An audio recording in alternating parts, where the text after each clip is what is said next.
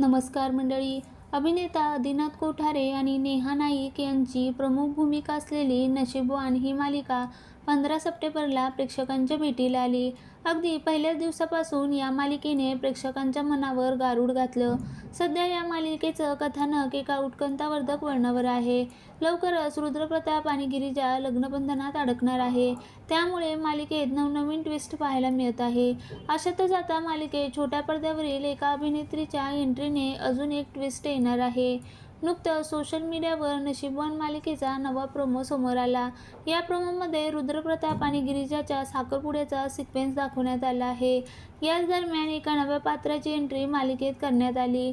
या अभिनेत्रीचे नाव सानिका मोजार आहे. शेवटी जे ज्याचं आहे तेच त्याला मिळणार असं कॅप्शन देत स्टार प्रवाह वाहिनीच्या इन्स्टा अकाउंटवरून हा प्रोमो शेअर करण्यात आला. हा व्हायरल प्रोमो पाहून मालिका रसिकांमध्ये कमालीची उत्सुकता निर्माण झाली आहे. आता या मालिकेत पुढे काय घडणार हे जाणून घ्यायला प्रत्येकजण उत्सुक आहे. सानिकाच्या कामाबद्दल बोलायचं झालं तर सानिका ही मराठी मालिका विश्वातील लोकप्रिय अभिनेत्री आहे. तिने लय आवडतेस तू मला या मालिकेमध्ये काम केलं होतं.